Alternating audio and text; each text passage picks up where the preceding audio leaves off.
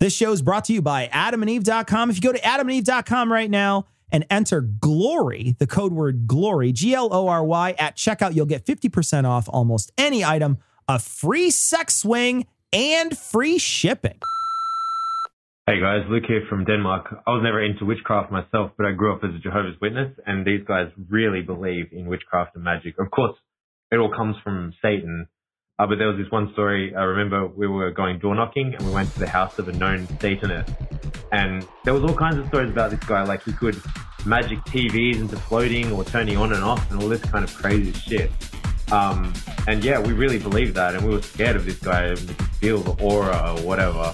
I guess my point is that power alone over other people, that they're so scared of you that they come to the door shaking, could be a reason on its own to get into witchcraft and that kind of magic. But yeah, it must have been pretty hilarious to see from their point of view. Anyway, glory hole, motherfuckers. Hey guys, my name is Madeline. I just wanted to respond to your latest episode. I used Wicca as a stopover when I left Christianity, and I thought that it worked for the same reason that I used to think that belief in Jesus and praying worked, and believed that for a couple of years, and then eventually got around to thinking about it and realized what I probably should have a lot earlier, was that all the same problems exist with casting spells and personal energy as does with belief in prayer. So I eventually came around to the idea that, the only things that are probably the things which work. Anyway, I just wanted to give my 2 cents. Love your show. I listen to it at work, even though that's probably a bad idea. Keep up the great work, and glory hole.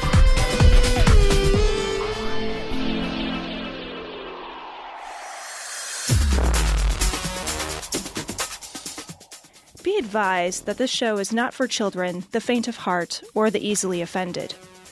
The explicit tag is there for a reason.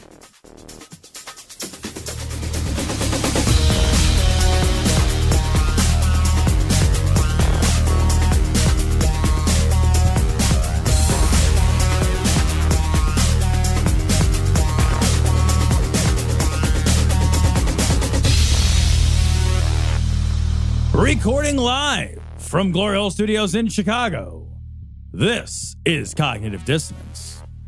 Every episode we blast anyone who gets in our way.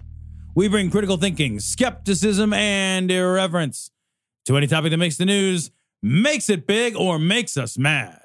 It's skeptical, it's political, and there is no welcome at. This is episode 445 of Cognitive Dissonance, and I have to say, Cecil, I have to eat my words a little bit on this show. Yeah.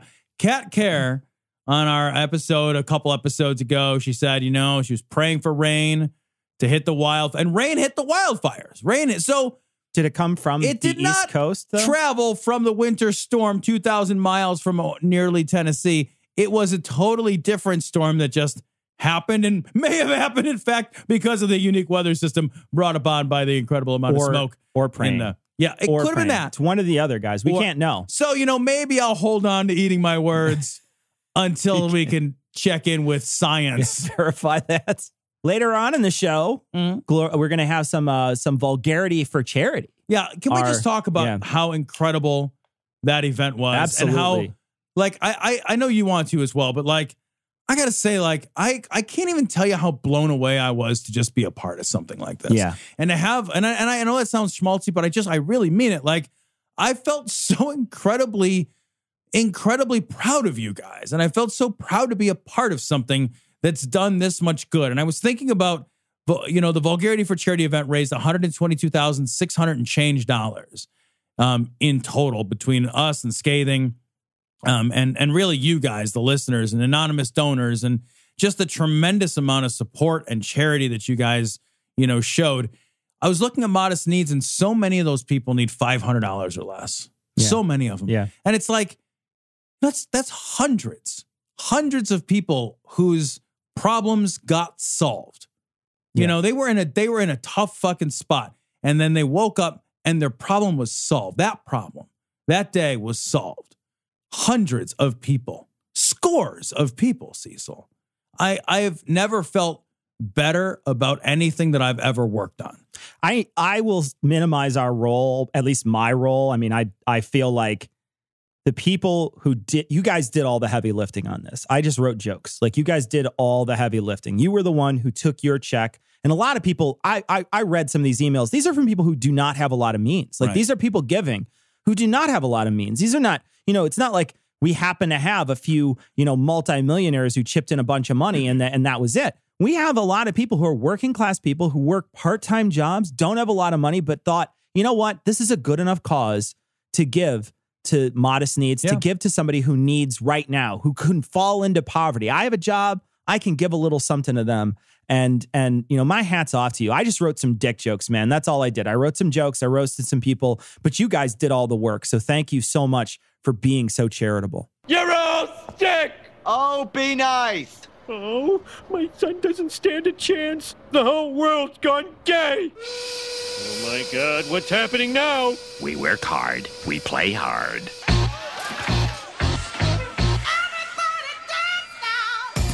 I want to talk about this story from Right Wing Watch. This is Dave, coach. Coach. Not a coach. Daubenmeier. Ugly women become lesbians because no man would ever love them. Cecil, would you do me a favor and Google Portia de Rossi for me real quick? What about the chick from Juno? Well, isn't she a lesbian? I thought she came out as a lesbian. What about isn't like Natalie Portman a lesbian? I don't know. I have no idea. I don't know either. Yeah. I feel like maybe I read that somewhere once. Yeah, I don't know. I have no idea. I don't know. I know that there's plenty of lesbians that plenty of men would love. Yeah. I've seen some of the women just regular men love. That's so mean. That's terrible. All right, here's Dave. I'm convinced of this. Folks, so you look around. I had to go to Walmart yesterday. Then I went to Rural King. I like Rural King. They give you free. Oh my God, he's just going to tell us the errands that he ran? Rural King? Rural King. I went to a Rural King when I was stuck in the bottom, like at the ass of Illinois. I needed some zip ties in kind of an emergency situation. Don't ask a lot of questions. I went to a place called Rural King. It's like Big R or like Farm and Fleet. It's like the same thing. Are you fucking kidding me? It's the same thing. Rural King. Yeah. I went in, a tooth fell out as soon as I walked in the door. I was going to say, what makes you a king when you're rural? You have 2 teeth instead of 1? Like, what is that? Went to Rural King yesterday, and I was just looking around. Do you know this? Michelle said, don't say this. I love you, honey. I'm going to say it anyway. He's recording from his basement. That's why he looked up and said that. That's his wife. He said that to the ceiling. Guys, he just said, I love you, honey. And he looked straight up. It's because he fucking basically is recording in Glory Hole Studios 1.0. Maybe Michelle Obama is his God. Oh, that could be. And he's looking up at her. I love you, Michelle. I do. I love you like fucking George W. loves you. A lot of unattractive people in the world. Like you. Yeah, man. There absolutely are. I'm looking at one right now. This is a pot kettle moment. I know. If ever there was a pot kettle moment. It absolutely is. I love it when people that are like hideous to look at are going to be like, man, there's a lot of ugly folk. You're ugly. Yeah. Gonna go ahead and buy you a mirror. Then we're gonna. If you bought him a mirror, he would peck it to death. I was gonna say he's like a fucking parakeet going crazy. Like it's extremely overweight. Just not very attractive. Look at the people that are in his feed right now. I know. Alphabet Man. Look at these people. They're spilling over their webcams right now. They can't even find a webcam wide angle enough to fit them in it. These are people for whom a fisheye lens is just a lens. Yeah. Like, and David, I don't wonder if some of this, especially in women, some of this homosexuality stuff that's going on. So some of them that, how do I say this in the right way? I can't wait for this. Here's the thing. Chances are you're not going to say it in the right way at all. I got to make sure. There's a reason why this is on Right Wing Watch. Now, when you're saying something hate-filled and misogynist, it is important that you choose your words carefully. I wouldn't want to be misunderstood. You convince people of your position. This is going to be amazing. Ugly folk. Some of the women that I see fighting for women's rights would have a hard time finding a man. Does that make sense? Does anybody understand what I'm saying here? Did you yell at me, Michelle? Coach. Was that Michelle? I don't know what happened there. Maybe I'm not even wrong. What are you talking about? Can we just like? So the assertion here is that like women who cannot find a man, like they can find a woman though. Like they can find like women are like, it's really hard to find a guy who's gonna fuck me. I'll look for a woman to fuck me because that's a less discerning gender. Like, we're stepping on this. Yes, yeah, Joe. I think that they can't find a man. I think there are no men to find. Oh, Joe. Well, that's whoa. What I did was I reversed the syntax of your sentence in order to sort of double reverse the meaning in a way that is Yoda-like and blow your mind. There are no real men out there. Also, Scotsmen. If anyone's looking for a Scotsman. That's a whole nother issue as well. A whole nother issue as well. And so I look at it in our sex-starved culture and our sex-starved the nation in which we live. But real quick, do we have a sex-starved nation and culture? Because I thought, like, from this guy's own assertions, like, we're a sexually deranged. He's from other videos. Like, we're a perverse, sexually deranged, sexually over-liberated culture. Yeah, exactly. It's the exact opposite of what he's saying. But now we're sex-starved. I think his wife just won't fuck him, and he's real mad about this. It's interesting that you're right. It's before it's, that's, look, it's basically fucking, a total orgy in the world. Right. And, we need to throw on the brakes. But instead, now he's saying, it's sex starved. And the only way to do that is what? Turn it back to the Victorian times like you like it to be? Is Jordan Peterson going to guest on his show next? You sure that's not Jordan Peterson? No, I'm not sure. The rhetoric's the same. And I would understand now why an unattractive woman might be drawn to an unattractive woman. Why would they be, if they're both unattractive, why would they attract to each other? It doesn't make any sense. There's still women, they can still get a dude. Like that.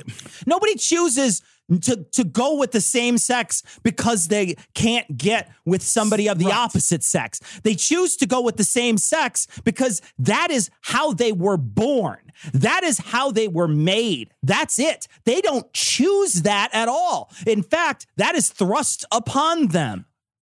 If we chose our sexual partners by the availability of actual sexual contact, all dudes would be gay. Right. Like, you just be like, it's easier to fuck a dude because all dudes want to fuck always. I'm going to be a gay. The end of story. Yeah, because if that's what you wanted, but instead you don't choose it because you're attracted to what you're attracted to what you're born being attracted. It's to. Almost like it's not a choice. Exactly, and so this idea where he's like, you just fucking all these people out in the world just get to choose what they are because they want to go for the same sex. It's like, no, you just don't want other people to know that you're probably bi or gay. Right. That's what it is. Really, both of them probably. It's hard to find a man to love them. That sounds really, you come here, I tell you. I love too that like, that also indicts men as being so shallow that the only women we will love are attractive women. Yeah, right. As if to suggest that like, that the only thing that we find attractive in a mate is their physicality. Mm-hmm. And then you're just like, I don't know, I was in love with her until she got in that car accident. Now I don't love her anymore. Right? Because I'm the worst. Right. That's who I am. Right. The worst. That China has total respect for Donald Trump and for Donald Trump's very, very large brain. Oh my God. This is from Newsweek. Donald Trump on how he makes decisions. Quote, I don't think about them. Now that's a little bit out of context, but it's not terribly out of context. Let me go ahead and read this from his Chris Wallace interview, which is just, this Unreal. happened. Unreal. This happened. This is one of those moments where you're like, no. Can I see the real one where they weren't just palling around and being goofs with each other? Yeah. So Chris Wallace says, now when you're sitting at your desk, how do you make decisions? Do you agonize over them? Do you second guess yourself? I don't think about them, Trump said. I don't think about, how I make them. What I consider the right decision. I have great people working at the White House. They don't get enough credit. I have some tremendously talented people, most of which I will fire. And I will talk to them, and sometimes I'll have them go at each other. I do like that, let them go at each other. Kill each other? Like, do they knife fight each other? He seriously, like, I do want to pause here for a second because I want to give some credit where it's due. I think it is a good idea to have a kind of Thunderdome of ideas, right? I don't actually think that's a terrible idea. If you've got a complex issue and there are two sides which have like reasonable expectations to those sides to be right. I'm not talking about something like climate change, right? There's no second side to climate change. Like, oh, what does the data say? Everything else doesn't matter, right? Sure. But if you have something like, how should we fix this seemingly intractable issue? Or what are the best solutions for healthcare? You know, things like that. I think that like having people kind of Thunderdome their ideas and then fighting those ideas out in a really adversarial way is actually a pretty good way to find the best idea, right? The war of ideas. I like that. But then he's just like, I put people in a room, I give them to fight, and then I just pick the one I like the most. That's really what he's saying. And the idea that he doesn't agonize over the decisions that he makes that affect 320 million people says he doesn't give a shit about the decisions he makes that affect 320 million people. And some of those decisions affect 7 billion people.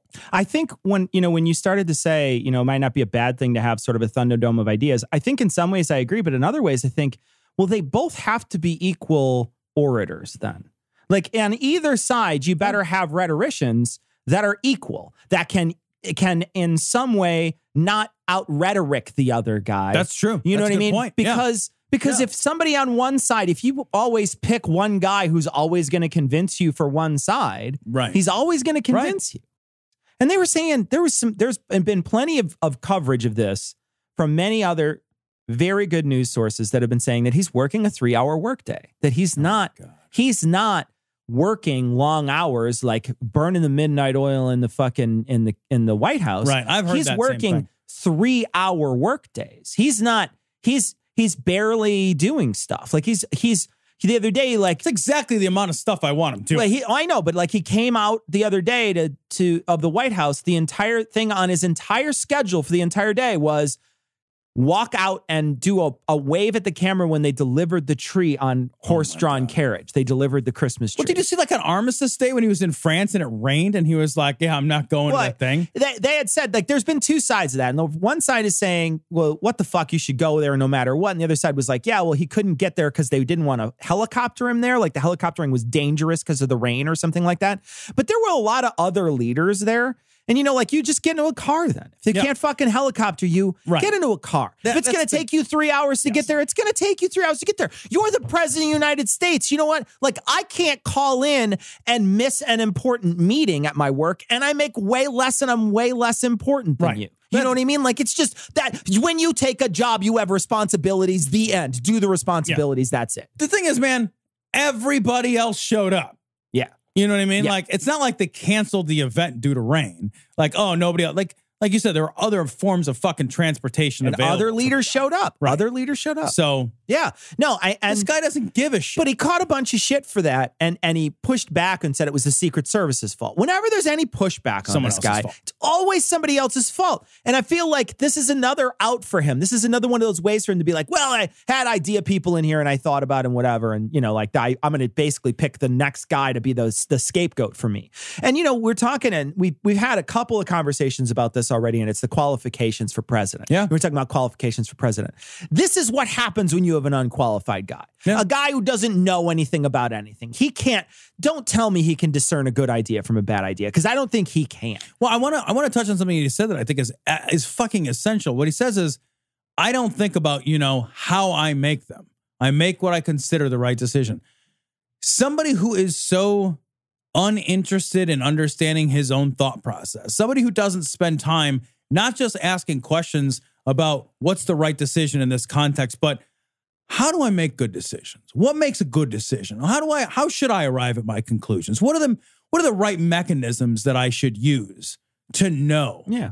Right? Like, those are things we should all of us should always be gut checking ourselves on, and more than gut checking, but like having real moments of paused consideration. Like, how do I know that I'm on the right path? Yeah. How do I know that my thoughts are being formed the right way? How do I know I'm asking good questions about this topic? Have I really thought this through? This is a guy who's basically said, like, I don't think about how I think. Yeah. I don't want that guy in charge. Yeah.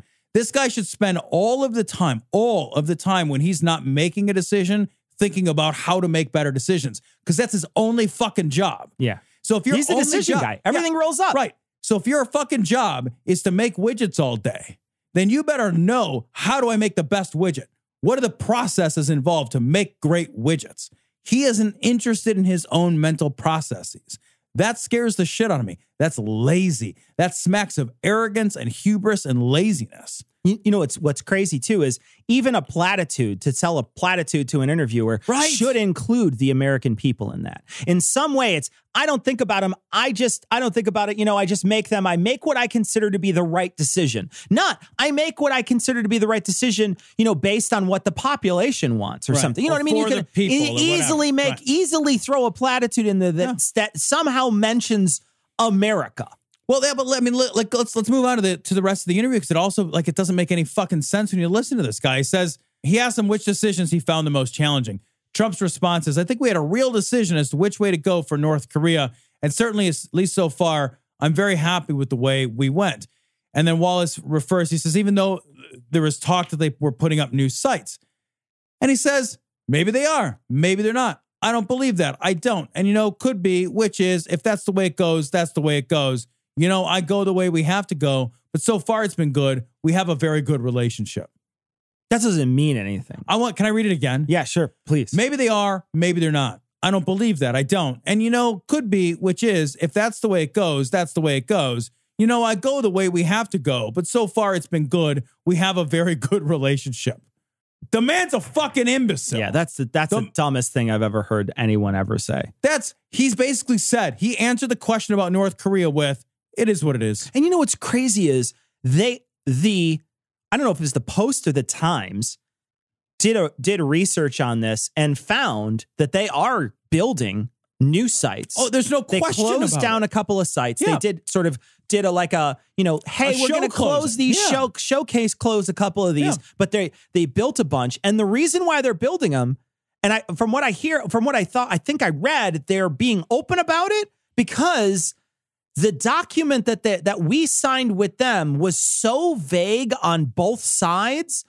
Both sides think that they're winning. Basically, North Korea doesn't think that what North Korea thinks is going to happen is that they can continue doing whatever they want. We'll back up everything that we're doing against them, all the sanctions, all the stuff. Right. And then they'll start to denuclearize. And we think it's the exact opposite, but there's no time frame in the document, and there's no order of operations in it. And so though it's written in such a sloppy, messy way so that both sides think they won and nothing is going to happen based on it.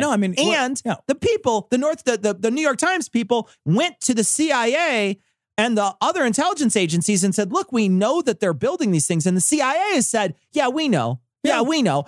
And he's saying, maybe they are, maybe they're not. I don't believe that. That's his intelligence agency that has told him but he doesn't as listen much. To them. But like, he also said he doesn't believe that the Saudis are responsible for the death of Khashoggi. He said, I don't think that. And then they said, like, but your intelligence agency come out and said that the Saudis were responsible for ordering the killing of that journalist. And he says, yeah, but I don't believe it because I talked to the Saudi prince and he's a real believable guy. This is the one thing. Nobody can get sold more than a salesman. Yeah. Right? Nobody is an easier sell than a salesman. This guy gets fucking sold. Every everybody he talks to. You know, it's interesting. That Khashoggi thing could be the one thing that really turns the Republicans against him. There's a lot of Republican pushback against this. Really? There is. They are kind of surprised by that. They're basically saying, look, I never thought I would ever see a sitting president be such a spokesperson for Saudi Arabia. I never thought I would see that. Yeah, not out loud. Not out loud. We've always done it. We've always done it. Right. It's true. Yeah, and it's funny because even there's some Republicans who are apologizing for it and basically saying, look, it's either going to be Iran or Saudi Arabia over there that's going to be swinging the big dick. So we've got to make sure we pick one of them. And you're like, well, do we? Well, you know, here's where I would respect that if we said it. If we said what was true, right? Which is, look, Saudi Arabia is a power player in the Mideast. We think that we have some influence and we have some control over there. We want to make sure that we keep Saudi Arabia, that the guys in Saudi Arabia that are in charge keep it stable enough for us to not destabilize an area that we're worried about, right? We think it's in our own selfish best interest to allow the atrocities and the human rights violations to continue in Saudi Arabia, because to do otherwise might create a power vacuum, blah, blah, blah. If we were honest about it, if we said it out loud, look, we know they're assholes. They're garbage. We know it, but we need them on our side. We have to be allied with evil in order for us to get what we want in that region. We want oil. If we would fucking say it. We're coming up on Christmas time, Tom. Adam and Eve, they have your jingle balls. They're ready to go. They also have a sex swing. That's good because I you have can put in the sleigh. I have antler-shaped dildos at home. I have antler-shaped balls. That's weird. That you need a doctor. That's not. I don't feel I got to tag in an MD here. Geez, yeah, no, that's really bad. A little aggressive. But right now, adamandeve.com, you go use Glory at checkout. You can get 50% off almost any item, a free sex swing, and free shipping. All you have to do is enter Glory at checkout, and you can get all of those things from adamandeve.com, a great sponsor of the show who sells stuff to fuck with. Yeah, right. I feel like that's exactly the right sponsor for this particular program. You know, can you imagine the joyful look on that special someone's face when they open up their stocking and in it is a surprise that vibrates? You know, It's like, why is my stocking happy to see me? And there's a possibility you could even strap that stocking on later. You have options. You have options. You have so many options. You could lube that stocking up. There's a lot of different things you could do at adamandeve.com. So check it out, adamandeve.com. Use Glory at checkout. You'll get a free sex swing, free shipping, and 50% off almost any item. This story's from Right Wing Watch. This is Mark Taylor. This is the firefighter prophet.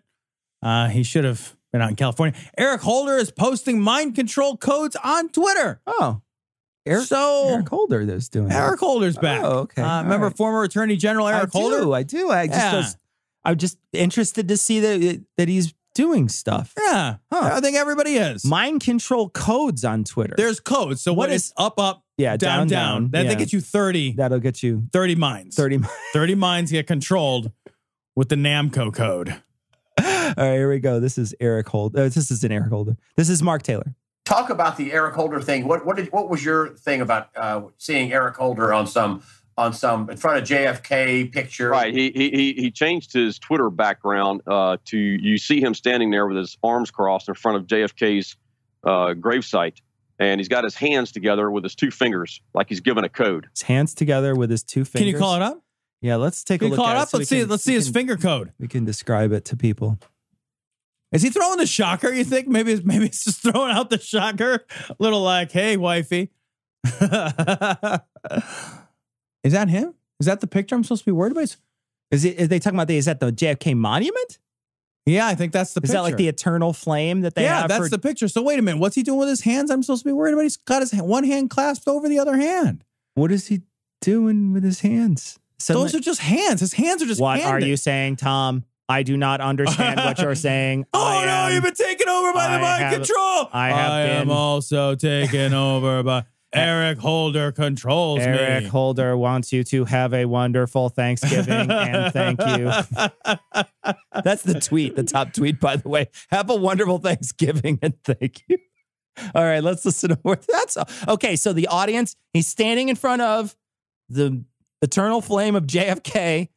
Hands are. You would have thought that had burned out a long time ago. But anyway, hands just clasped. Yeah, clasped respectfully one over the other. Like just one might do in a solemn moment. Like solemnly looking over an eternal flame. Right. All right. So I'm curious now what he's going to say. And so, people aren't stupid now. Wait. Do you think, stop for a minute. But they were before. Yeah. Do you think he's given the order to have the same thing that happened to Donald Trump that happened to JFK? Is that what you're surmising or what? It's not looking good. So let's put it that way. He thinks that Eric Holder standing at the eternal flame with his hands clasped together respectfully is giving a secret signal on Twitter. Why would you do anything secret on Twitter? Why would you do that? Also, like, Eric Holder gives that to, like, Eric Holder, guy who's been out of government now for a while, he's going to be the one who gives that signal to whom? Why would you send a secret anything on a public forum? But who does it then? Is there like one? I don't know. Oswald out there who's like really good with a bolt action rifle, who has a library card and can get into the right place. I hope there isn't. It looks like there is something being given off in the spirit by what he's doing. These guys have code words. They have symbolisms. I mean, they don't have to come out right out and say something to activate these people. That's what people don't understand. I've been activate people. We're all activated anyway. Wake up this morning, drink a cup of coffee, wait 30 minutes. I'm active as hell. You're going, Dad, are you activated? Dad's not activated anymore. Dad's been deactivated. I'm only 40. I wake up. I'm still activated. It's fine. It's mostly pee, though. been saying this for a long time is that, look, all you got to do is somebody who's under mind control or like these active shooters. I prophesied that about the Pulse nightclub shooting. It wasn't coincidence that you had the Bilderbergs meeting the same week that Pulse nightclub shooting went down. It's not. No, why would that not be? I would imagine it's exactly coincidence. Hey, so you want to have a meeting? Or do we have to make sure there's a mass shooting in order for us to have our meeting? Okay. And maybe we'll have our meeting and then a mass shooting will happen afterwards and you'll be like, God damn it. Fuck. I should have been at that nightclub. No, wait, that's not what I meant. It's because they're sending this stuff out. They're into the highest forms of witchcraft on earth. So all the stuff gets activated in this Instagram witches. What's the lowest form? That's Instagram. That's Instagram. That's the lowest form. The highest form that's some David Icke level shit. Twitter. Yeah. I guess the highest You're right. The highest form is Twitter. Witches. Twitches. It's a different video platform. games. It's a different platform. I've done active shooter response training through with Leos and fire service. Law enforcement officers. With Leos and Aquariuses. Pisces and Cancers. Enforcement officers. So, I mean, we've done all this. And you hear the stories. You see what's going on with these active shooters, what's going on in their mind. This is total demonic. I mean, what's funny is like some of the active shooters you never get to know. Yeah, like that guy in Vegas. We never get to know what happened in the Vegas guy. Yeah. Don't get to know. We get to make a whole bunch of shitty speculation after the fact, but we don't get to know. Right. Well, it's funny. It's like, yeah, a lot of these guys we do know, and a lot of the recent ones, it's been fucking racism inspired, racism and misogyny inspired. So like, yeah, we do know like what inspires those incels to fucking shoot places up. And we do know what inspired, the Pulse nightclub shooting. And we do know what inspired the San Bernardino shootings. And we do know what inspired a lot of these shootings. Charlottesville driver who killed that person. Right. Yeah. And it's racism. It's racism and misogyny. Yeah. I mean, I could go into a story right now with one, but I'm not going to do it. We don't have time. But I mean, these guys are totally demonic when it comes to this stuff. So they're using the mind control. They're using these activation codes to activate these guys, like the red line. He and then Rachel Maddow, whatever her name is, she repeats this thing, and now you've got all these protests going on across, supposedly trying to get across the country. What does that even mean? So I will translate this for you. Help me. Recently, when Donald Trump fired Jeff Sessions, MoveOn.org since the president took office, well, actually, since the Mueller probe started, MoveOn.org has had a page, and that page has said, "No, do not let Donald cross the red line." Because Donald had used that rhetoric before. Right, if you cross that, you're crossing a red line. So they used that own rhetoric back, and they said, do not let him cross a red line. And the red line was if he tries to fire Mueller. Well, when he fired Sessions, they decided that this was enough for them to basically have a red line. Have the red line. And what this is this page just basically says, here's where all of the protests will take place if he fires Mueller. And it basically anybody who wants can sign up to organize one of these protests all across the country. And they basically just were an organizing feature for these protests. He fired Sessions. The next day, there was a protest in Chicago. I marched in that protest. It was it was after work on like a Wednesday or something like that. And it was in the Daily Center. And we marched from the Daily Center to the Trump Plaza. And it started in the Daily Center. Durbin spoke there and a couple other people. And then afterwards, we marched down the street. But it was all organized through MoveOn.org because they had that specific. How much looting did you do? Oh, gosh, you should have saw. We just how much? Like, did down you the street? How many cars did you flip and burn? I will say I was actually a little nervous, and I was looking backwards a bunch because I was afraid someone would drive a car through it. Like I was there was going through my brain was like, oh, maybe there'll be a car that drives through it. Like maybe that. So my head was on a swivel for sure. I was paying attention. That's not a dumb thing. I was like, oh, you know what? Maybe there'll be a car that drives through here. So but we walked the whole thing. Everybody was super peaceful. Cops were awesome. The cops.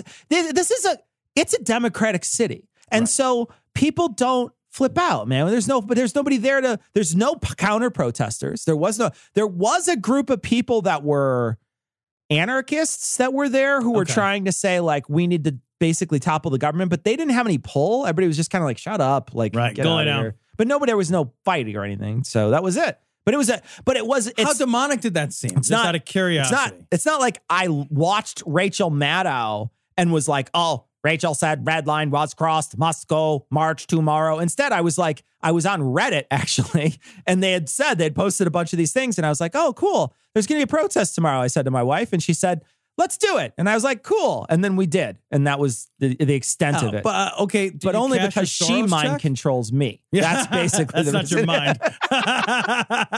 Yeah, it was funny because there was a bunch of signs there that people had, and a couple of them looked really nice. And I kept on nudging her and being like, look at that Soros sign. Look at that fucking Soros sign. That was not made in the basement with love. That sign was made by Soros. My favorite sign, though, had a picture of Marsha Brady on it. And it said, Russia, Russia, Russia. I loved it. I thought it was absolutely amazing. That one was my favorite. There was a couple that were really good. Some really funny ones. I took a bunch of pictures of my favorites. But yeah, that's what he's talking about. When he's talking about the red line, he's talking about, he's thinking that's a code word. Right. All it was just a organizing feature, but a hashtag. Yeah, these guys are these are guys who they can't conceive of a world where somebody's like, well, that's a good idea. I like that idea, so I'm going to go ahead and I'm going to do that too. What they have to think in order for their world to work is nobody thinks differently than me that's in their right mind. Yeah. So anyone who thinks differently than me is controlled by actual demons. Yeah, or by Eric Holder, who might be an actual demon. Yeah, I think he's saying Eric Holder activates these mind-controlled people, and it's witchcraft, and the demons are in there. Look back, balls or whatever. Roll back to the Tea Party protests, because there were a lot of Tea Party protests all over the nation. Yeah, I never once thought those people are being mind controlled. I might have thought, wow, that seems like a dumb thing to protest. Well, it also didn't seem like a cohesive protest. It was always like, here's some things we're mad about. Yeah, it was like a real mushy, conglomerate of anger. But it didn't seem like, because what they were saying is, they were trying in every way that they could to say, we are protesting the president without actually protesting the president, right? They did everything they could. Oh, like hanging him in effigy and putting pictures of him up as and burning him. Yeah, they did that too. Mm-hmm. Yeah, making him look like a fucking monkey. Orangutan. Yeah. But they did it. They also, though, when you talk to the people who were organizing it, they would never, very rarely would they come out and be like, well, we're just protesting Obama. Because there really wasn't anything that he was doing that was, that people were like, you could disagree with his policies, but what's the big deal?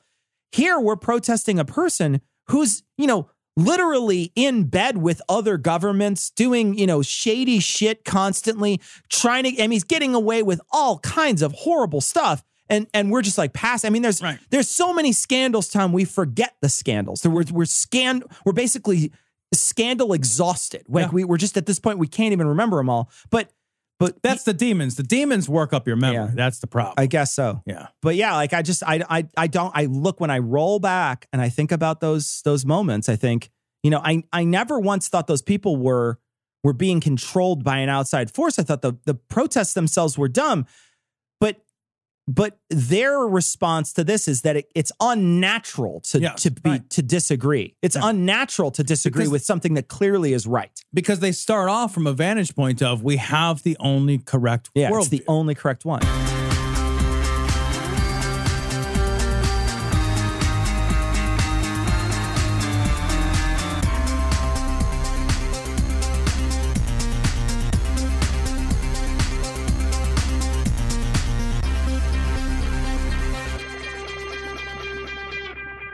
It's time to bring back on the man of the hour, long journey to get out of a chair, Heath Enright and his two normal by comparison hosts. Hey, Tom, some of us don't just jump out of a chair, okay? They make a spreadsheet and they use it mathematically as is proper. They quiz themselves twice to make sure they spelled mathematically correctly, and they died alone. They died alone. Oh. All right, well, while this is our final official segment, if you guys don't hear your roast, don't worry, all right? We've divided you up over the next several weeks. You'll be able to hear your roast either here or over on Scathing Atheist. And when they're all done, donors can expect a compiled file in your inbox as soon as we can, put it all together. So with that out of the way, Patrick gave us $800 to roast him. So gentlemen, let's get to it. Okay. Well, first of all, it's apparently Arthur/Patrick, and he needs to pick a name. That's what it says. That's ridiculous. And then he needs to never wear that Hawaiian shirt again because he's a goddamn grown-up. And then he needs to consider shaving his beard into a shape with Y-axis symmetry. That's important for beards. It's ridiculous. The left side looks like it got photoshopped in by Muhammad Ali having trouble. The mask looks like he went to the barber and asked for the stroke victim, and that's what he got. Patrick, in your picture, I think you're shown actual size in the photo provided. Let me tell you something, buddy. That dick is not one you send a pic of. Not. Quick question though: how did you get such a clear photo through that microscope lens? That's well done. It's amazing what they can do with digital cameras now. Yeah, he looks like the Lollipop Guild spun off a boy band. Your beard looks like when a quarterback gets fucking smeared from the blind side and then they stand up after they get smelling salted awake and their helmet is on sideways and their chin strap is on one cheek. It looks like that, only not as intentional. Patrick looks like he greets the people who visit his home in a sex swing. Patrick's the only guy who could creep everybody out at an orgy by offering past hors d'oeuvres. Sounds all right, next up we have Ryan. Ryan gave us $500 to roast his army buddies. So let's make like post-traumatic stress disorder and tear these guys apart. All right. Nick looks like he watches American History X backwards so he can enjoy the story. Oh. Nick, you look like an ostrich that joined the military to get out of prison. Also, if you don't like these roasts, I'm Heath. That's the one I am. I'm Heath Enright. Okay, that's you ever come fun. to a show? The curving Heath. thing backwards, tall though, one. that would be crazy looking. Push the dent in his mouth. That's strange. Exactly. Suddenly, yeah. That's a street dentist. Austin looks like the kind of guy that can't stop sending Liz Crokin selfies of you in your dad's sunglasses and FedExing her extra fingers. You know?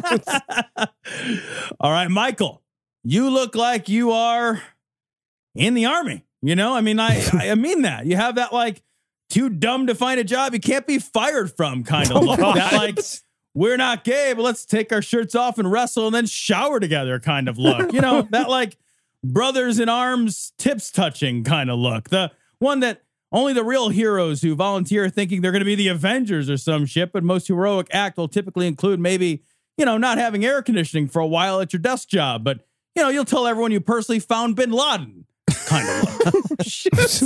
All right. Jason looks like a model for, sensible neo-Nazi menswear. Very sensible version of that. You should call him Calvin Klein from now on. Calvin Klein is amazing. Jason puts the Lacoste in Holocaust. He is rough. All right, and I drew Ryan himself, who gave us 3 bullet points in his bio. His first was his job, and the other 2 were, quote, PC gamer and failed podcaster. So the most significant things he can think of about himself are what he does during the Pornhub refractory period and failing at something Tom can do. Sorry, bro. I can't cook you a steak that's already burned. There's not a thing. Adding more heat doesn't. All right, Heath, buddy. This one's just for you. Joel gave us $500 to roast him, so make it a good one. Okay. Joel. Wow. Okay. Joel looks like he's somebody's bitch, even though he's not in jail. He's definitely somebody's bitch anyway. He looks like Simon Pegg's cuck double. Like if Simon Pegg had to watch his wife get fucked by another guy in a movie and he didn't feel like it, Joel would get permission to let go of his Guardian's Inside Out pocket and then go on set to jump in for Simon Pegg. Inside Out pocket. You have to hold it if you're the bitch. They know you're right there. Cecil, James would like you to roast the white scarfs of Tremaris. What is it? I don't even know what that means. You shouldn't. Why would you know? Why would you know what that means? There's literally no reason for you to know what that means. I pronounce that right. White scarves, I guess, scarves is plural, so I would say scarves. White Scarves of Trimaris, you suck so bad we had to send a fucking bronze ring down there to win your crown. You joined a dork organization filled with unathletic twats and you still get picked last for Melee. The fuck? All right, I'll take this next one. Molly requested a roast for her ex, and she requested me, which is odd because that's usually in the reverse order. That joke doesn't make any sense, Tom. Sorry. That doesn't. Yeah, I don't blame me. it. Eli wrote it. I didn't get it either. Come on, we fuck bad. Blah, blah, blah. Penis small. Parasocial content. Compare him to a thing that's bad, Tom. Say long words now. And maybe next year we just pass off that. Like, Eli doesn't have to write all this. Thank you. Yes, exactly. Unless they're about Heath. I'm fat. What's happening right now? I don't understand. They don't have to read all this. Damn it. You're in my dream. All right, well, I guess I got to do it now. So I'm going to go ahead and roast Molly's ex. Emily doesn't have a name or get a name, but does appear to have alopecia and some kind of mucus secreting facial disorder. So here goes. Everyone breaks up, man. Happens to everyone at some point, but almost never do the people we break up with decide that the best way to conclude that breakup is to put thousands of physical miles of distance between you. So, like, if that happens to you, if your ex says, I find you so repellent and loathsome that the only way I can tolerate still living on this earth with you in it is to put geographical barriers of magnitude between us, maybe you should use that as a moment of sober self-reflection and just acknowledge that no matter how you think this all went down, the problem was, is, and always will be you. Shit. That felt good. That felt really good. All right, Noah, Alex gave us $300 and requested that you roast his grandma. Jesus. This is the meanest thing we do. Jesus, man. Oh, no, his grandma is a total cunt. Okay, so no, he didn't say what her job was. You call these sugar cookies, you whore. No, like, you look at this woman's picture and you can tell that she has one of them jobs where she's bitchy to people who have been standing in a long line to do something they didn't want to do in the first place. Okay? Yeah, I can also tell if you don't stir her face a little more, the pancakes are going to come out lumpy. And Alex's grandma, Alex will never tell you this because he wants some of your money when you die and you're too horrible of a bitch to talk to for very long, but you look like Kawato's concubine. All right, Eli. Penina needs a roast for her rabbi, and if I do it, I don't get to be head of the Women's March anymore. So this one's all you, buddy. Okay, Rabbi Bubala, your photo looks like you just sat on a kreplach. You look like when Rabbi says next year in Israel, he's hoping you weren't listening. You look like you heard insurance sales were hard, so you went with old school wizard demon instead. It's just for the Jews. They're loving that. All right. Noah, Cecil, we got a special selection for you. Quite a few folks would like cats in their lives roasted. And you know what they say? You can only roast what you love. That's true. I love turkey. Okay. Oh, so let's begin with Aaron's cat. Cecil, this one's for you. Okay, so what's hilarious is Aaron has a Siamese cat named Puck. I have a Siamese cat named Puck as well. Siamese owners, evidently, we're not very fucking original when it comes to names. Puck, you look like someone just woke you up as you were tongue bashing your fart hole. All right, specific. Noah, how about a roast for Amy's cat? Okay, Meowbus. What's with this trying to squirt out the door and making Amy late for fucking work? What are you going to do out there? You going to audition for The Voice? Trust me. Fucking Meowbus, no other cat wants to fuck you. Okay? You're going to catch a bird. Dude, you're so clumsy you couldn't catch a bird if you were working fry side at KFC. Go back in and cuddle up and sleep. All right, that roast was perfect. Thank God, you. No. All right. Shit Cecil, tits. your Is that turn. my turn to do there that? we go. Yep. Cecil, Jim's cat Ninja needs a roasting. Great. A black featureless cat. They all look the same, don't they? Okay, hey Ninja, don't worry, your vote won't count in Georgia either. So. All right, and finally, Noah, this one's a big one. Zach gave us $200 to roast his roommate's cat. Okay, I got to admit the last one was tough because Meowbus was fucking adorable, but this piece of shit cat here, this looks like Steve Buscemi's Familiar. It looks like you can't tell where Keisha ends and the hairball begins until she's done. All right, I'm glad that's the last of my allergies were acting up just from the segment alone, so we got to move on. Hey, Tom, be nice. That's the most pussy Heath's gotten in months. Okay, Okay, I can easily write the setup lines instead of Eli. That's so like, and that way actually I won't have to go back through and make them readable and correspond to the correct people, so it's meaningful what we do for this charity that we're doing. Somehow his cut and paste function adds spelling errors that weren't there. It's not even true. Fucking win-win. Jesus. Heath, nobody sees the spelling errors but you. They're underlined in red. We all see Yeah, you them. once wrote Migtorp as a stage direction. That's And did you make Torp? I did not. Exactly. Maybe I did. Sean I'm not sure if gave I us- did. Moving on, Sean gave us $200 for us to roast him, his girlfriend Victoria, and their dog Henry. Heath, go for it. Okay. Well, fuck all of you. It's a picture of these beautiful people and then a beautiful dog and then the fucking beautiful people again at Versailles together being all goddamn happy. And then it says, by the way, Sean has someone to go to Paris with right after that. I wrote Pretty that. sure Eli wrote that in. Whatever. I wrote Doesn't that. matter. Sean Fuck didn't write you. that. Maybe I'll just write the stuff from now on. And honestly, they look genuinely happy. So, I mean, at least we know they're liars. There's that. There's no way two people actually enjoy each other's company like that unless they're hunting human beings and then eating their prey together. There's no other way they're that happy. Also, Sean's face looks like he got conceived when his mom was at a conference for Batman villains. He's like Scarecrow, Penguin, and the Joker just melted their fucking faces together. All right, Noah, this one is for you. Shelly gave us $250 to roast Coach Seating, and nobody hates all things airplane more than you, so get after it. Yeah, okay, all right. I think I can do that. A proposition so miserable that people have literally said, nah, I'll just drive through Nebraska rather than suffer through that medieval torture. Oh, I'm sorry, what's that? 6 Cheez-Its and a fucking Dixie cup of flat Coke? Is that supposed to make me forget I'm a human Tetris piece aboard the flying Amistad? Oh, no, but thanks for the extra leg room upgrade. Now I have a place to put most of my knee. Fuck you, the air.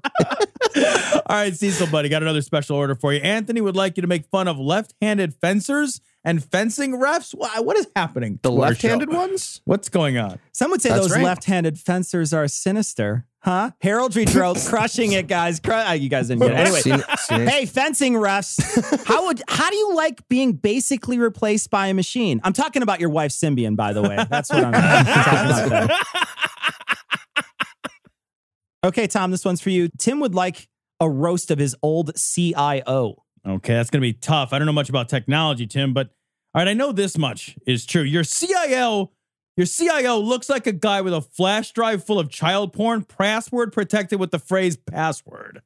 Seriously, this is what happens when that guy from college who took 5.5 years to get a pity degree from a shitty state university that mostly just got tired of his backward baseball cap hat, churned him out rather than watch its date rape statistics climbs, becomes accidentally employed. But don't worry, because just like in bed, he won't last long here either. Eli, C Coyote 26 would like you to roast people who try to seduce everyone in D&D, and since that's a combination of trying to fuck stuff you shouldn't and D&D, I thought this would be perfect for you. Okay, Cecil, you're right, but it stings, just so you know. Hey, D&D players who try to seduce everything. Sexual roleplay is down the hall. And for money. I am always aware of that pause while you wait to see if I'm going to recite a literotica script with you when you roll a D20 on a charisma check. I'm not, champ. I'm not. You're the Dungeons and Dragons equivalent of a guy who writes "Happy Birthday, Beautiful" on a woman he's never met profile picture. And the only place you belong in D&D is a level 1 dungeon being beaten by inexperienced players for scrub experience. All right, Tom, got a special request for you to roast somebody named Haley's ex-best friend. Do it like your marriage depends on it. All right, I'm going to give this a whirl. I want to make sure I do it right because I do like having sex with my wife, so I don't want to fuck this up. I'm going to make sure to skip the usual hyperbole now, and I'm only going to say things that I know are true. So, Dorian, here are a few things that I know to be true. First, people almost always find and gravitate toward people that are like them. And There's a reason you're surrounded in your life by uneducated losers despite having a degree from the Ivy League, and that's because you think that deep down you are a loser too. But that's not true, Dorian, because it's not deep down where you're the loser. You're a loser right up on top, on the surface. And they can see it. And you can too. And it's why you hate yourself, because you know that you deserve it. You deserve it all. You know it, and you're a coward for not at least admitting it, and craven for not changing anything to make it better. And your life is a shell game of empty bullshit and put upon mean-spiritedness meant to cover the parts of you that have always hurt and that you won't fix because you're lazy about yourself. This is why in the dark moments of the night when you have nothing in your life but the hollow scorecard of imagined rights and wrongs to fill the vast, endless void inside of you, you wonder if you will ever be good enough or pretty enough or smart enough. And it's because the answer is no, you won't. You will never be enough. You will always feel like this, and it will never get better, and it will always be your fault. And the loneliness you feel no matter who surrounds you, that is exactly and perfectly what you deserve. Jesus. Hey, fun fact. That is why when Ethan donated for us to roast each other's wives, I deleted his fucking email. Wait. How much did he donate? Not all the money in the world, Heath, so who gives a fuck? Sorry, Ethan. Get you next year, bud. All right, this one is for all of us. Travi tossed in 500 bones for us to roast his girlfriend's family, so... I don't know which one this was. It was the fat one. The facial hair perfectly outlines the first of his many chins. It's great. He had to choose. You can see him having to choose which chin to outline. Like he's shaving. He's like, which chin? Does it give it more of a 3D effect if I do the first one or the second one? I fucked it up. I gotta switch. I gotta push it in now. I gotta move them. Can you move them? Who's got I gotta line it gaffer's up. tape? With some gaffer's tape, I could look like a real boy. Give me a T-square. Well, no, it would need. That's not Keep gonna his help. cheeks back with the jaws of life just so he can get in there. Anyway. Mark, buddy, I know guys like you, man. You're a dime a dozen. I know you so well. I'm going to go ahead and describe for you exactly how this all ends to keep you entertained. What you don't understand, what guys like you never understand, is that anything that can be bought is always cheap. And so when your fake, shitty plastic wife gets tired of you resting your massive gut on the cellulite of her ass long enough for you to grunt 3 bored spurts of dead sperm into her, she's taking your shitty, ungrateful kids and selling herself to the next sucker dumb enough to put up with her because she, like everyone else, will use you until you're fat, plump husk. And nobody ever loved you. Jesus. 3 spurts? Do you guys have 3? All right. Jesus Christ. I got assigned to Chris here. Chris works from home. You can tell by how kempt he isn't. He's also the one that takes care of their 78-year-old father with dementia. So, hard life of cleaning up after a person who shits himself constantly, sleeps all the time, and can't do anything useful to society. And then when he's done with all that, he still has to take care of a 78-year-old with dementia. All right, I got Tim. Hey, Tim, I was going to roast you, but like the rest of your family, I forgot you. Buddy, you always mean this has gotten. You always complain about having middle child syndrome, but you have middle of nowhere syndrome, bud. You're the rest stop of humans, and you should be grateful that your family ignores you. This is my favorite thing. So mean. All right, I got Dad. Dad looks like Walter White if instead of a drug empire, Breaking Bad was about absolutely nothing. He looks like plain vanilla ice cream fucked a Dodge Stratus. It's so boring. Missionary style. The ice cream fucked the Stratus, missionary style. I'm already bored just talking about him for like 15 seconds. That was the worst. God. All right, gentlemen, are you ready for one last? Oh, see, so you do care, buddy. Thank you. Merry Christmas, buddy. Oh, that's right in the feeling spots. I didn't know I still had those. All right, this final round is a big shout out to all the politicians of the midterms who really gave our fundraiser a boost with just how damn roastable they are. So, gentlemen, I will deliver the name. You deliver the special sauce. Are you guys ready?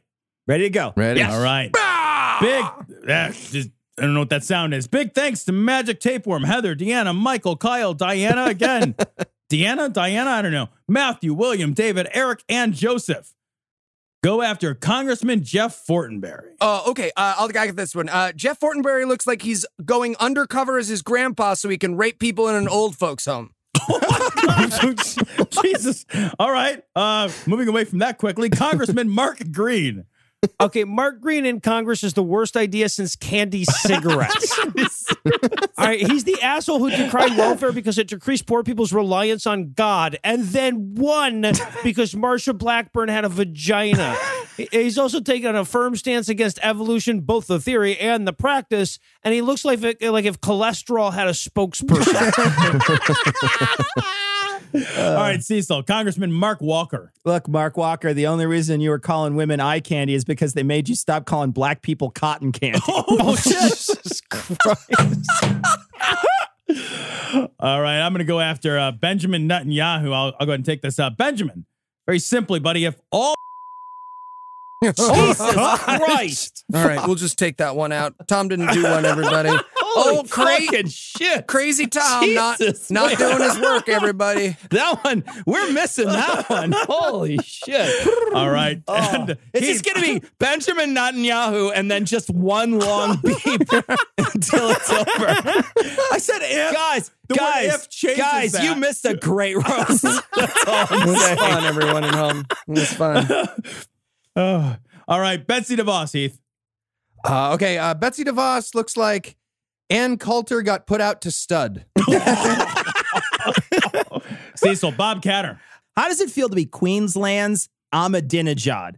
No gay people in Queensland? It's called fucking Queensland, man! What the fuck? They should have a fucking pilgrimage there, for Christ's sake. All right, Noah, Bridgeport, Connecticut Mayor Joe Gainham. Oh, this is so easy. This is the guy who ran for governor by arguing that he was so damn trustworthy that when he was serving his 9 years on 15 felony extortion convictions, they made him a trustee. It says it right there, trust. Oh, God, even this guy's hairline doesn't want to be seen with him anymore. Seriously, it's receding so fast, the French military has given it shit.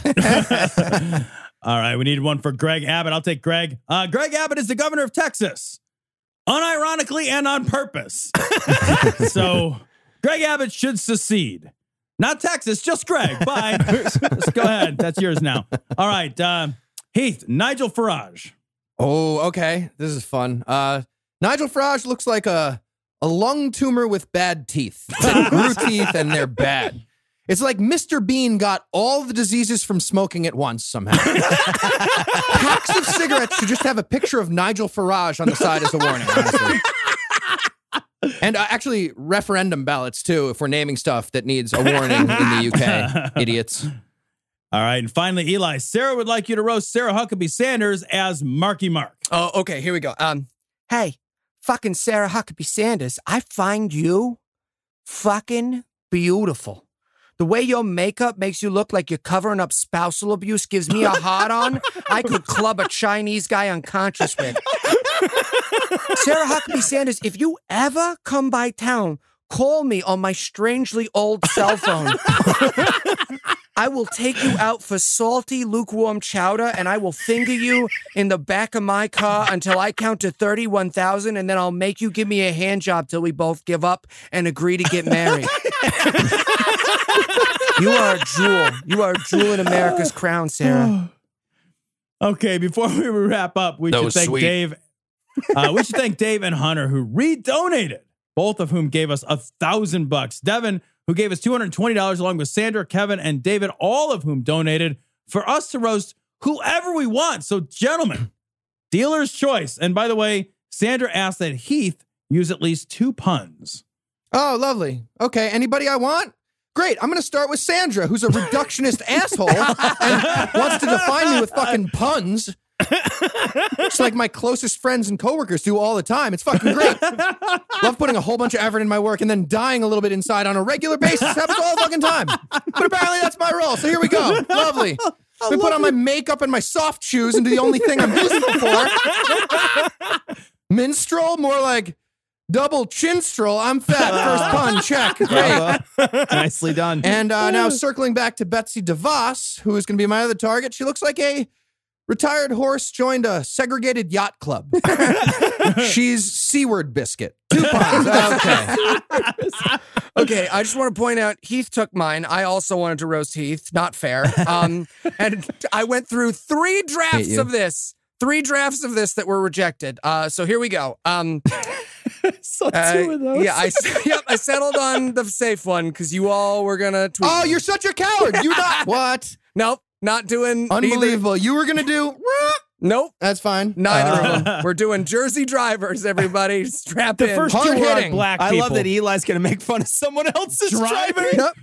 Hey, he lives in Jersey. Yeah, Jersey people drive like this. This is groundbreaking material. Go. You ever fly in an airplane? The food is terrible. Have you heard about this? Have you seen this? You guys can get the. It's all in the drafts. You go ahead and use my old stuff. Enjoy it. You have all my Facebook messages.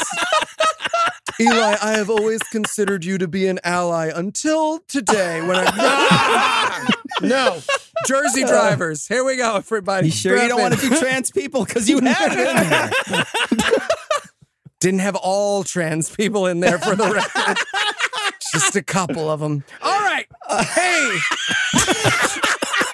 Hey, Jersey drivers. I know you can turn right on red, but I am going straight.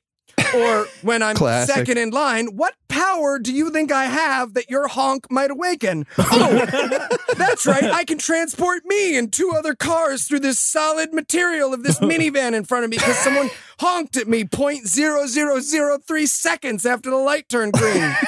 Jersey drivers, what the fuck is your hurry? We live in New Jersey. It's the official state of giving up on your dreams. None of us have anywhere to be ever again. That's why we live here. All right, I'm going to go next. I wasn't sure what I wanted to roast, but then I went to the drive-thru and they gave me the wrong soda, and I remembered how much I fucking hate Dr. Pepper. Getting Dr. Pepper by accident is like walking in to tuck in your kid only to find out they had a crib death. It's named Dr. Pepper because it tastes like something that was mopped off of someone else's brow during surgery. Some soda. Awesome. It tastes like someone dyed a cigarette out in a maraschino cherry. This was hard. I'm so full of indignation. Anyone I want, very hard to choose. I'm going to go with what I hate most. Noah! Noah. You work too hard, buddy. You do. You work too hard and you care too much. You can barely eat or sleep or take care of yourself because you're so foolishly invested in trying to invent in your mind and through your words a world that we don't deserve. A world better than the one that we have. A world where your diatribes aren't needed and where a man can be called a misanthrope because he can't stop seeing the world clearly long enough to not care and just be selfish. It's all too much, Noah, that none of it for you is a play to the microphone or a hyperbolic comedy act. It's just too much that you really still care this much about right and wrong, even in the face of the dead-eyed, cynical pragmatism that the rest of us hope to exploit long enough to get ours, get rich, and get off. You have to stop it, Noah. Sell out at least a little because we can't live up to all this. Oh, and you're skinny, you smell like an ashtray, and you're going to die from tooth decay. Dibs. Just for the record, everybody. To be fair, I was already barely eating or sleeping or taking care of myself before I started giving her shit about humanity.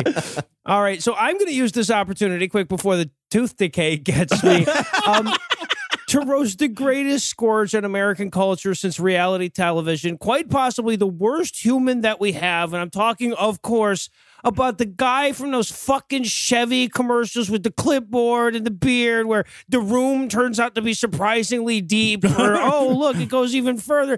Look, dude, there's deadpan and then there's a clinical absence of personality. And your personality must have been abducted and fucked to death by a deranged Catholic priest in 1998 and your parents didn't have the heart to tell you anything but that it went to live in a farm upstate. Oh, shit. Fuck you and your douchey millennial dad beard. If I ever drive a Chevy, it will be to grind you beneath it. All right, and that is going to do it for Vulgarity for Charity 2018. Thanks to everybody who don't. Tom. What, do you have a musical number planned? Another one musical? No. I asked Anna, and she used the term "literally kill you" a lot. So no, I do not have a song for this. The end of the whole thing. Oh. Okay, you gonna invite some more characters on to hurt my feelings? You got my high school girlfriend somewhere to talk about my dick? My parents? Where's my parents? No, not that either. That your parents couldn't make it. I thought I would read an email we Parents got. didn't make it. Yeah, I thought TikTok. Thought I would read. I thought I would read. Call later. Thought I would read a real email we got during this fundraiser. All right, but okay, a little behind the scenes here. Eli has just written, I'm going to read something here in brackets, and then he left all the rest of the notes blank. So we have no idea what's coming, and we're a little terrified. I don't care. I'm not even remotely terrified. I'm the editor. I'm the editor. I have final control over everything. Less terrified. So this email came from Derek. It came on November 11th, and he has given me permission to read it. Dear Scathing Atheist and Cogdis crew, 2 years ago, my brother lost his job due to a medical emergency, and very quickly, my family and I found ourselves on Modest Needs. We were listed on the website with very little progress for about a month and a half when, overnight, our project was fully funded. I did some digging and some Googling, and lo and behold, I found out this group of atheists were in the middle of a charity drive, and my family and I had just gotten lucky. Looking back at the time, I guess I was an atheist, but unwilling to admit it for precisely the reason that I associated atheism with useless online fighting and feeling smug about a fairly unimportant question. So I started listening to your shows, mainly out of curiosity, and discovered a whole world I never knew existed. An online family, new friends, and at the core of it, a group of people who had saved my family. I don't have much to give this year. Things still aren't great, but they're better because of you. Because of the good you and your listeners do. So thank you and your listeners. Glory hole motherfuckers. I love that even on a note like that, it ends with glory hole motherfuckers, right? Perfectly That'll encapsulates teach what us. we do. See you next year, everybody. Yeah. Thanks for joining us, guys. Thanks for having us. Or no. Joining We had us. you. Yeah, this is our show. I don't know what's happening. We're all one show now. Big Is this the announcement. time you don't know what's happening, Tom? We're all on Cogdis now. I was here for it. We're united. I'm so happy.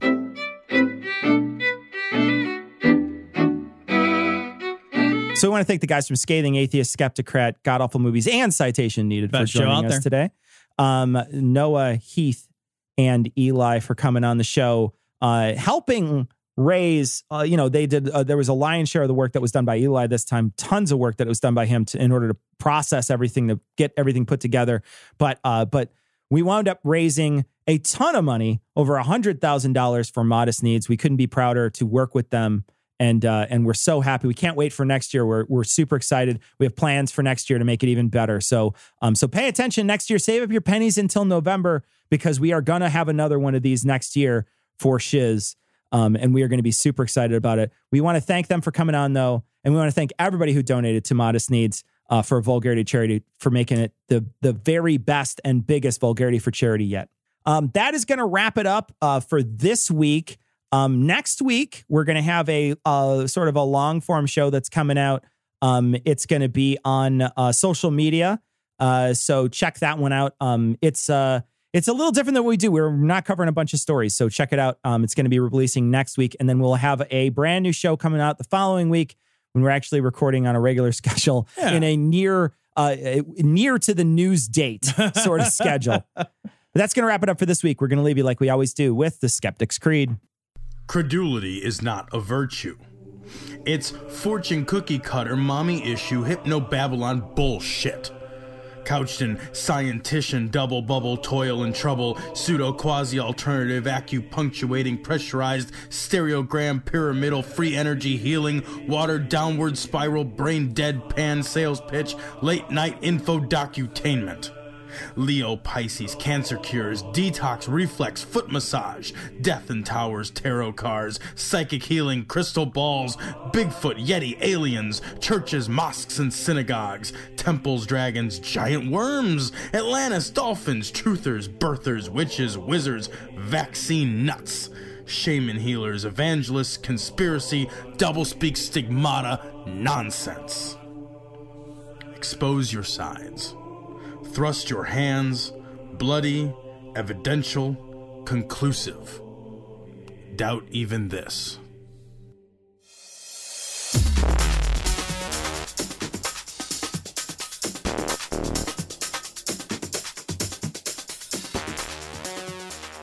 The opinions and information provided on this podcast are intended for entertainment purposes only. All opinions are solely that of Glory Hole Studios, LLC. Cognitive Dissonance makes no representations as to accuracy, completeness, currentness, suitability, or validity of any information, and will not be liable for any errors, damages, or butthurt arising from consumption. All information is provided on an as-is basis. No refunds. Produced in association with the local Dairy Council and viewers like you.